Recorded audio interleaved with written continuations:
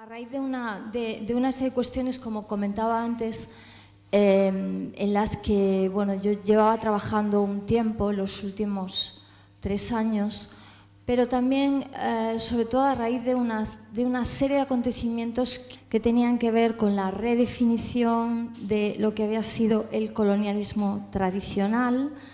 Tengo que citar sobre todo a Aníbal Quijano, porque a él debemos a un artículo en el año 2000 donde habla de este nuevo concepto de colonialidad del poder, de colonialidad del ser, es decir, cómo la idea de subjetividad se sigue construyendo desde el marco occidental, la colonialidad del saber, es decir, esa falta de justicia cognitiva de la que hablábamos antes, de la hegemonía epistemológica, que dicen otros autores, y por último, de la colonialidad del ver. Creo que lo que acabamos de ver, este Marruecos de los años 50 y 60, podría ilustrar perfectamente la colonialidad del ver, que tiene el racismo epistemológico y visual súper interiorizado, el fetichismo, el etnocentrismo, el orientalismo, la exotización, la invisibilización. De repente nos pusimos a pensar sobre nuestra propia soberanía. ¿Qué era la soberanía? Vivimos sin soberanía económica dentro de la Unión Europea. Estamos comandados por instituciones supranacionales. Por otra parte, ahora mismo estamos en un lugar que es la cabeza de una reivindicación de un Estado que quiere ser independiente del Estado español, y en paralelo a este proceso que se está pensando en Cataluña y en otros lugares del mundo, ocurre lo de Grecia.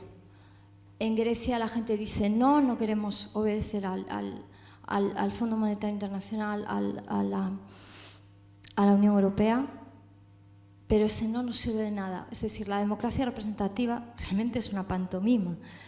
A partir de todo este batiburrillo de cosas, o sea, de todo esto que rondaba en mi cabeza y de vivir casi un año en Tánger, que es una ciudad realmente compleja, que tiene una historia muy compleja porque ha sido ciudad internacional. ¿Esto es posible? ¿Quién tiene la soberanía de una ciudad internacional? Pues bueno, pensando todo esto, yo estaba haciendo la película y al mismo tiempo les estaba lanzando una serie de preguntas francamente complejas, algunas de ellas, y pensando a su vez en que una de las cosas que me gustaría insistir es que la colonialidad no es algo exterior a nosotros, que no debemos de pensarlo en términos de los otros y ellos y nosotros, sino en términos de colonialidad interna, porque el gueto está aquí. Las formas de alteridad están entre nosotros. No es algo ya ajeno, no es la racialización del siglo XVI al siglo XX, sino que estamos en otro punto, creo yo. Las imágenes rodadas en la fábrica, ubicadas significativamente junto a imágenes del pasado colonial de Marruecos, hacen evidente la continuidad de las empresas colonial y capitalista, la pervivencia del imperio, más allá de los procesos de descolonización y de las independencias nacionales.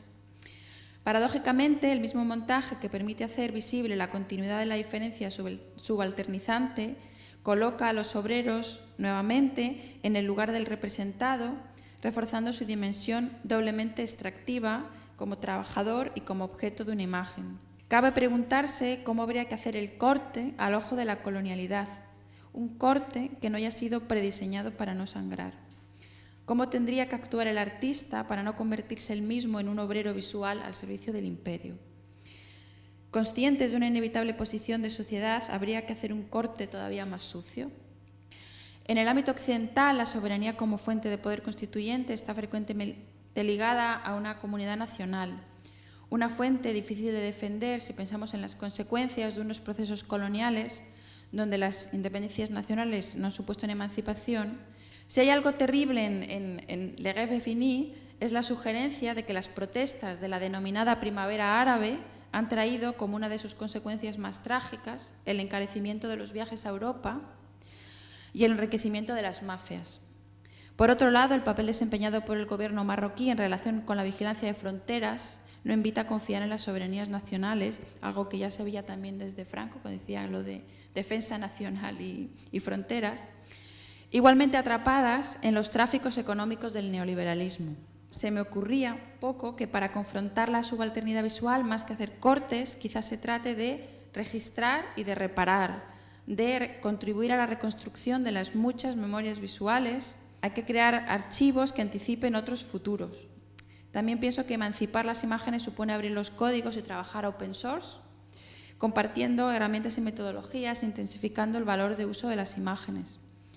Crear una nueva fuente de legitimidad que no provenga de las comunidades imaginadas por la razón moderna, sino de esfuerzos colectivos promovidos por comunidades temporales y heterogéneas con objetivos comunes. No hay salvación para ninguna imagen de las que circulan en el mundo si se deja que mueran las demás. Vengo en representación de un colectivo que es el de Redeficció. Somos 7 vecinas del Poble Sec, que nos conocemos un poco a raíz de la asamblea de barrio que se forma después del 15M, allí, y que tenemos una sensibilidad común, yo diría, en relación al audiovisual y a la hora de resistir un poco la dinámica documentalista que muchas veces asola los movimientos sociales. Poble Sec es un barrio que está viviendo un proceso de gentrificación bastante terrible, con expulsión de vecinas, con precarización.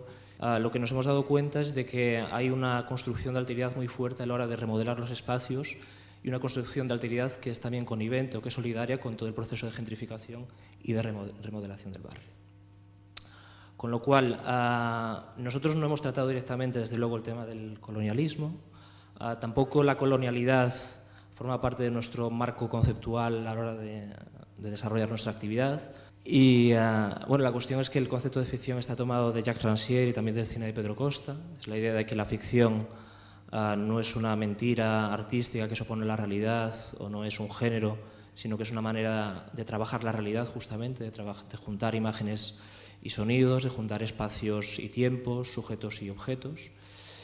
Y bueno, justamente yo creo que lo que hicimos, además de generar este archivo alrededor de Navas, es cuestionar la alteridad que había servido para remodelar la plaza y embarcarla en 5 años de reconstrucción que han llevado a una plaza dura, incómoda, con mucho sonido por los problemas arquitectónicos que tiene, es decir, en cierto sentido peor que la que había antes. Lo curioso con las alteridades que nos hemos encontrado en el barrio es que, así como en el caso del ojo imperativo y en el caso del colonialismo sí que hay una producción muy potente de imágenes, las alteridades que se construyen en una ciudad son verdaderamente, están carentes de imágenes, así como hay una proliferación de discursos para referirse a los jóvenes, los que sientan en los bancos, la gente problemática, apenas encontramos imágenes sobre esas personas, sobre su vida, sobre cómo eran.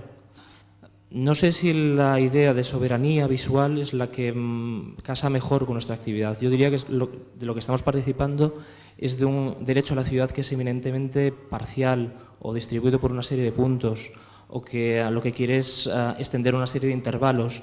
Pero me da la sensación de que el término soberanía, incluso cuando se apela a ella desde el sur de Europa para recuperar la capacidad de desarrollar una política económica propia, lo que está aludiendo es una totalidad, y nuestra manera de situarnos políticamente y de hacer política estética o de cualquier otra, o política relacional, es situarnos en puntos muy concretos del barrio y desarrollar un derecho a la ciudad basado en intervalos, no en una soberanía.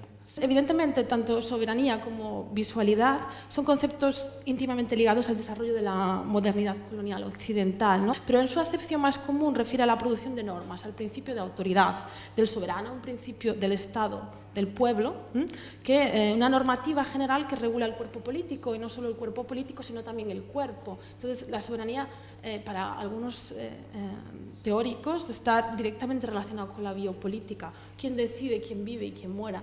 La visualidad funciona como instrumento de la soberanía, ¿no? Por su parte, pues hace visible la autoridad, promueve el respeto por el status quo y por el poder hegemónico. Entonces, visibiliza y invisibiliza, como tú estás comentando, ¿no? Forma parte de una jerarquía de pensamiento que es un instrumento de definición hegemónica y de control. Entonces, al igual que la soberanía no se puede pensar sin referir al poder occidental colonial, puesto que la visualidad es y ha sido una herramienta fundamental para construir y justificar e implantar los valores hegemónicos occidentales, basados y beneficiados desde el descubrimiento de América sobre el sufrimiento y los cuerpos de los indígenas, pero que perviven y vienen hoy, como María bien dice, como tenemos la colonialidad la tenemos en casa. Es a través de la soberanía como se pueden reforzar, y de hecho se ve muy claramente en la película, en el ensayo visual, la división dual del mundo, ¿no?, que ya hablaba Fanon, pero que otros pensadores como Boaventura de Sousa Santos o como Grossfogel, ¿no?, hablan y entienden en términos de dualidad, ¿no?, entre dos mundos. Fanon decía el ser y el no ser, pero es básicamente el occidental del derecho, de las leyes, de la razón, supuestamente universal, y el colonial, sin derechos, de lo salvaje, de la sin razón. Y si tenemos en cuenta que el propio sistema político que se estaba gestionando y económico en los años 50 y 60 estaba inaugurando nuestro capitalismo feroz, mediático y espectacular, no es de extrañar, pienso yo, como vemos en El ojo imperativa, que los mismos sujetos que estaban proveyendo a España con carbón, pienso, ¿no?, en las minas, ahora sean los que nos proveen con textiles para las grandes corporaciones occidentales. Considerando el desarrollo de esta experiencia, de este capitalismo global que estamos viviendo, es a través del flujo continuo de información que se promueve la pasividad del individuo, la individualización, y donde se coloniza, y esto es interesante, el capitalismo está colonizando nuestras subjetividades en todos los ámbitos de nuestro ser. Entonces, de nuevo, la visualidad forma parte fundamental de este proceso de orden. Dicho esto, pienso que hablar de soberanía visual, pensando que es un agente de orden, pienso que igual es más útil hablar de una contravisualidad, una contrahegemonía. Eso es lo que proponen también algunos autores, una especie de visualidad emancipada, puesto ya que la visualidad reafirma el orden, quizás a través de la contravisualidad merece la pena pensar dentro de ese orden quién es visible y quién es invisible y bajo qué circunstancias lo visible se vuelve invisible. But I wanted to do that by drawing attention to the film, really, which I really enjoyed and was intrigued by. And I'm interested in the way that there is a visual sovereignty in the film, actually, and also how there is an undermining of visual sovereignty in the film. And the question there is the relationship between the text and the voice, both the subtitles and the English voice, the authoritative English voice, and the Spanish text underneath, and the visual stream. So the relationship between the text and the visual stream in the image, and how there's a battle going on. They're both complementary but also divergent.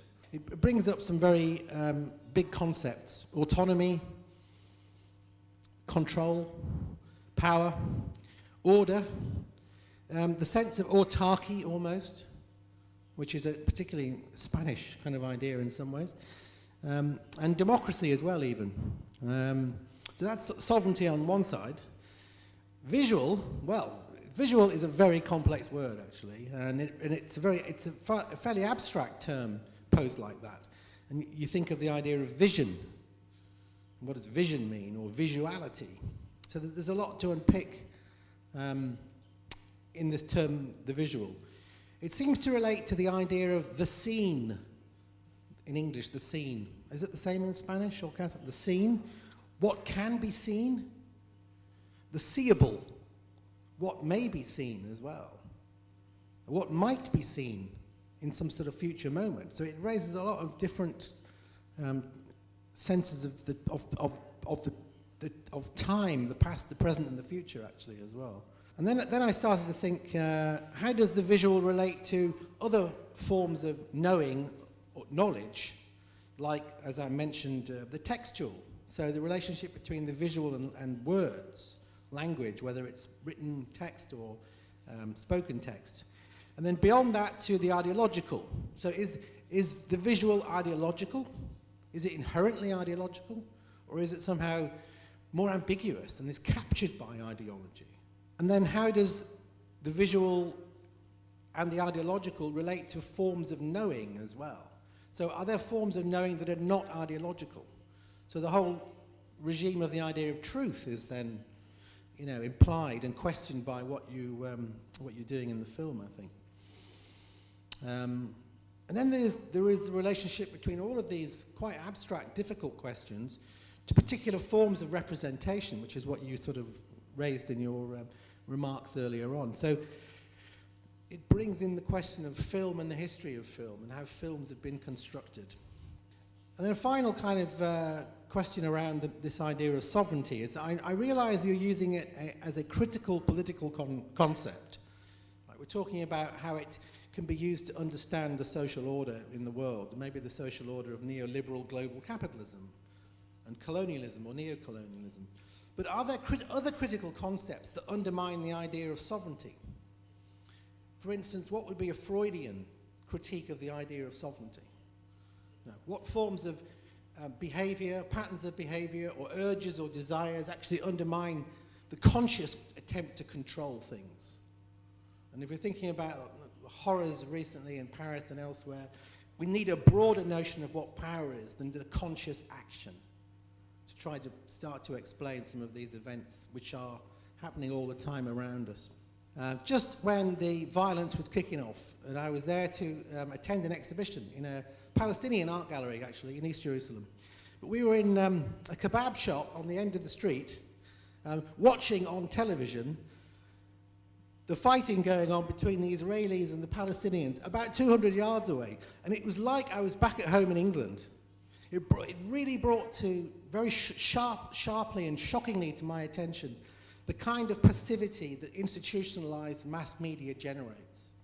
And this was so bizarre, we were so close we could hear the actual fighting and the gunshots, but we were watching it on a television set, and it completely, as you say, mediatized in an extraordinary way the process of watching institutionalized global mass media representations. And if you watch the coverage of what was going on in Jerusalem, the cameras were always behind the Israeli soldiers, which is absolutely typical of the way that these kinds of conflicts are depicted, because that's where the safety lies for most of the institutionalized mass media. But in this case, it actually included some Palestinian television coverage of the fighting as well.